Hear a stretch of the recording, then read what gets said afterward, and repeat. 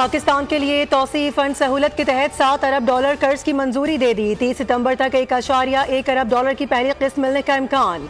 IMF executive board इजलास का एलामिया जारी। एलामिया के मुताबिक पाकिस्तान के लिए नया कर्ज प्रोग्राम 37 माह पर मुहित है। पाकिस्तान में मौशी शरह-नमू 2.4% तक पहुँच चुकी है। MD IMF क्रिस्टलिना जॉर्जिवा के पाकिस्तान को मुबारकबाद। कहा, पाकिस्तानी मईशत दुरुस्त सम्त पर गामजन है। IMF के ग्रीन सिग्नल के बाद पाकिस्तान स्टॉक मार्केट में जबरदस्त कारोबार। ट्रेडिंग के दौरान 100 इंडेक्स 82,900 की हद अबूर कर गया। इंडेक्स में 650 से ज्यादा पॉइंट्स का इजाफा रिकॉर्ड किया गया।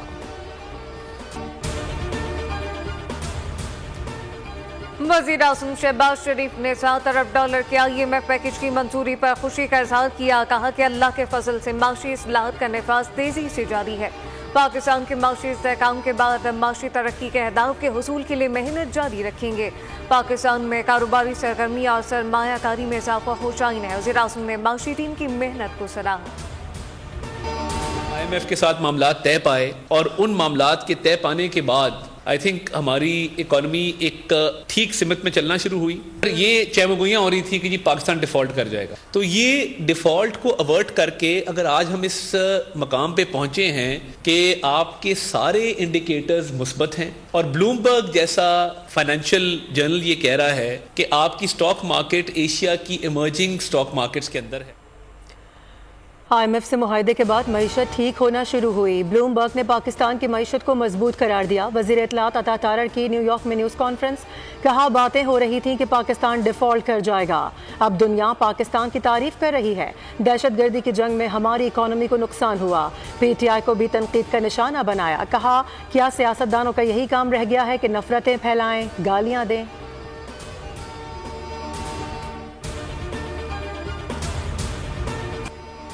अक़वाम मुत्तहिदा की जनरल असम्बली इजलास में वज़ीर आज़म शहबाज शरीफ की वर्ल्ड बैंक के सदर अजय बंगा से मुलाकात। सदर वर्ल्ड बैंक ने कहा कि हम मुल्क की तरक्की के पार्टनर हैं। वज़ीर आज़म शहबाज शरीफ ने अवाम के लिए अपनी तरजीहात वाज़ेह तौर पर सामने रखी। शहबाज शरीफ की कुवैत के वली अहद शेख अल सबा अल खालिद अल हमद अल सबा से मुलाकात। दोनों ममालिक के दरमियान देरीना बरादराना और दोस्ताना ताल्लुकात पर इत्मीनान का इज़हार। वज़ीर आज़म की कायम मकाम बांग्लादेशी वज़ीर आज़म डॉक्टर यूनुस की दावत पर तकरीब में शिरकत। ताल्लुकात को वुसअत देने पर तबादला ख्याल हुआ।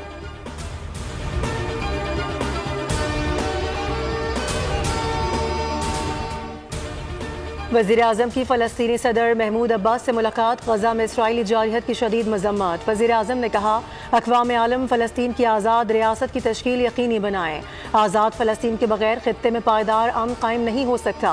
महमूद अब्बास ने एतराफ़ किया कि पाकिस्तान के लिए जितना मुमकिन हुआ फ़लस्तीनी भाइयों की मदद की। आलमी बरादरी के सामने भी पाकिस्तान ने फ़लस्तीन की हिमायत की।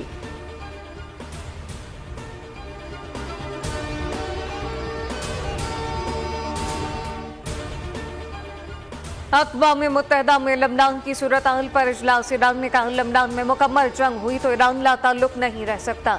इसराइली मसालिम के खिलाफ दिफा के लिए ईरान हिजबुल्लाह की हिमायत करता है। सलामती कौंसिल को अमन बहाल करने की मुदाखलत करना होगी। इसराइली मंदूक की धमकी। लबनान में सिफारतकारी को तरजीह देते हैं। सिफारतकारी की नाकामी पर तमाम जरा इस्तेमाल करेंगे। एंटोनियो गुतेरेस का इज़हार ख्याल। बोले कि लबनान को एक और खज़ा नहीं बनने देंगे। खज़ा लबनान जंग की कीमत वहाँ के शहरी अदा कर रहे हैं। इंसदाद दहशतगर्दी की कोशिशों में फ़ौज और हुकूमत पाकिस्तान का साथ दे रहे हैं। अमरीका चाहता है कि पाकिस्तान कामयाब हो। अमरीकी नायब वज़ीर ख़ारजा बराए जनूबी और वस्ती एशिया डोनाल्ड लू का कहना है कि पाकिस्तान माशी बहाली के रास्ते पर गामजन है। ये मंसूबे आसान नहीं, लेकिन ये पाकिस्तान का मुस्तकबिल हैं। इन मंसूबों से पाकिस्तान अपनी मईशत को मुस्तहकम कर सकेगा। दहशतगर्दी कौमी अदम इस्तेहकाम से मुंसलिक है। पाकिस्तान ने इसमें बड़ी कुर्बानियाँ दी। वज़ीर मनसूबाबंदी एहसन इकबाल का इंसदाद दहशतगर्दी के मौजू पर इस्लामाबाद में बैनुल अक़वामी कॉन्फ्रेंस से खिताब। कहा, इक़्तिसादी तरक्की और अमन आपस में जुड़े हुए हैं। दहशतगर्दी के खिलाफ आलमी कोशिशों को सराहते हैं।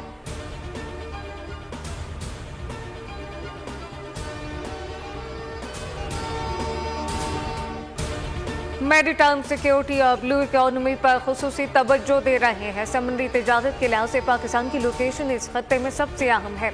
वर्ल्ड मैरीटाइम डे पर वफाकी ज़ेर बराए बहरी उमूर के असर अहमद शेख का पैगाम। कहा कि 50% दरामदात गवादर पोर्ट के जरिए करने का प्लान है। ताकि बलूचिस्तान खुशहाल हो सके। सदर मुमलिकत ने अपने पैगाम में कहा, यह दिन बैनुल-अक़वामी समुद्री तिजारत के बिला तातुल बाहु को यकीनी बनाने के लिए ज़्यादा मौसर और महफूज शिपिंग माहौल की ज़रूरत को उजागर करता है।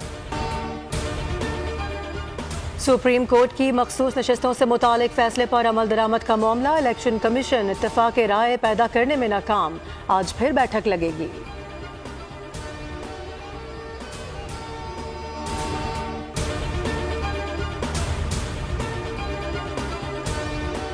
लाहौर हाई कोर्ट ने मीनार पाकिस्तान पर जलसे की इजाजत के लिए दरख्वास्त निपटा दी। अदालत ने डीसी लाहौर को 30 सितंबर तक दरख्वास्त का फैसला करने की हिदायत की। तहरीरी फैसला डिप्टी रजिस्ट्रार जुडिशल को जमा कराने का हुक्म।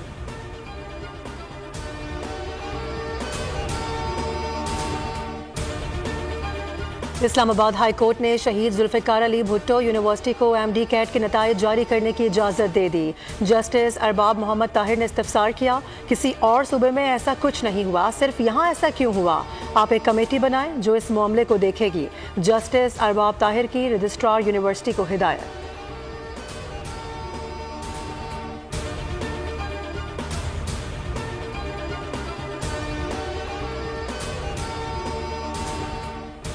सेना हाई कोर्ट में लापता अफराद की बाजियाबी से मुतालिक दरखास्तों की समाअत। 10 बरस से बेटा हबीब खान लापता है। वालिद की दुहाई जैसे नेमतुल्लाह फलफूटो ने इफ्तिसार किया कि 80 साला बुजुर्ग का बेटा 10 बरस से लापता है। तफ्तीशी इदारों की संजीदगी का ये आलम है कि अभी तक JIT रिपोर्ट पर दस्तखत नहीं हुए। बच्चे का केस मिसिंग पर्सन का केस तो नहीं हो सकता। अदालत ने लापता शहरियों की बाजियाबी के लिए इकदाम जारी रखने का हुक्म दिया।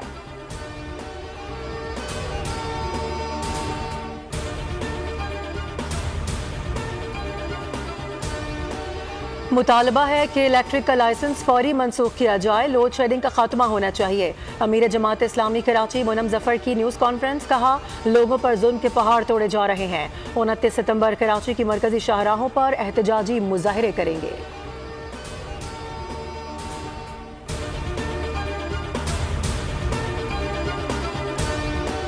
लबनान में इसराइल के ताज़ा हमले, 72 अफराद शहीद, मुतादिद जख्मी। लबनान की वजारत सेहत के मुताबिक मजमूई तौर पर शहदा की तादाद 620 जबकि 1800 से ज्यादा अफराद जख्मी। लबनानी वज़ीर ख़ारजा ने कहा कि लबनान में इसराइली बमबारी से करीब 5 लाख लोग बेघर हो चुके। हिज़्बुल्लाह का तल अवीव को करारा जवाब। इसराइली खुफिया एजेंसी मोसाद के हेडक्वार्टर पर बैलिस्टिक मिसाइल से हमला। इसराइली दिफाई निज़ाम में मिसाइल को फिजा में ही तबाह कर दिया। गजा में इसराइली हमलों का सिलसिला जारी। खान यूनिस पर सेहूनी हमलों में 5 फलस्तीनी लुक़मा अजल बने। जबालिया में इसराइली बमबारी से 1 शहरी शहीद और 9 जख्मी हो गए। गजा में इसराइली हमलों से शहदा की तादाद 41,495 हो गई। मशरिक़ वस्ता में वसी जंग का खतरा मौजूद। तस्वीर हो जाए तो पूरे खत्ते में मुस्बत तब्दीली आ सकती है। अमरीकी सदर जो बाइडन का बयान, कहा कि गजा और लबनान में जंगबंदी हो जाए तो फिर मगरिबी किनारे की तरफ मुतवज्जह होंगे। बलूचिस्तान से एक और पोलियो केस सामने आ गया। जिला पश्चिम के 2.5 माह के बच्चे में पोलियो वायरस की तस्दीक कर दी गई। कौमी इदारे सेहत के मुताबिक बलूचिस्तान से रिपोर्ट होने वाले केसेस की तादाद 15 हो गई।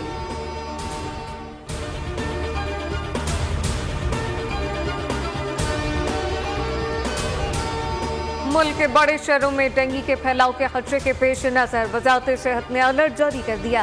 20 सितंबर से 5 दिसंबर के दौरान मुमकिन डेंगू फैलने की वार्निंग दे दी। गुज़िश्ता 24 घंटे के दौरान पंजाब में डेंगू के 126 नए केसेस सामने आ गए। रावलपिंडी में दौरान इलाज एक खातून चल बसी।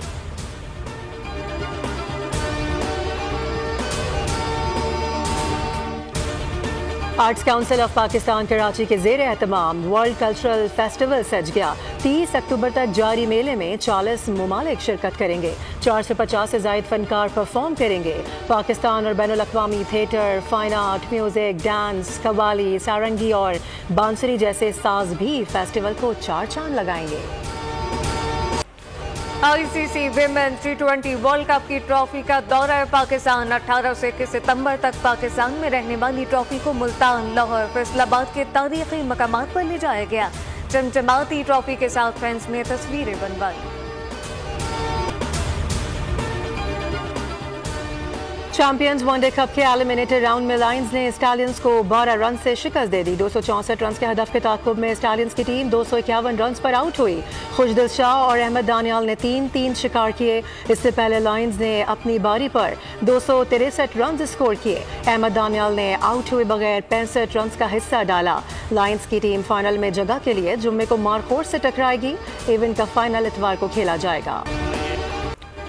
पोलैंड के हॉबर्ट हरकाउस ने जापान ओपन टेनिस के प्री क्वार्टर फाइनल में कदम जमा ली। इटली के मार्टिनो ब्रेटनी ने भी आखिरी 16 खिलाड़ियों में जगह बना ली। जापान की नाओमी ओसाका का चाइना ओपन में फतेह नाज इटली की लूसिया को स्ट्रीट सेट्स में मात दे दी। और मधुर और खूबसूरत आवाज़ की मालिक लेजेंड गुलकारा नाहिद अख्तर को सालगिरह मुबारक। नाहिद अख्तर ने 70 से 80 की दहाई में कई फिल्मों में अपनी आवाज़ का जादू जगाया। मुख्तसर अरसे में मद्दाहों के दिलों में घर कर लिया। उनके गाए गीत आज भी कानों में रस घोलते हैं।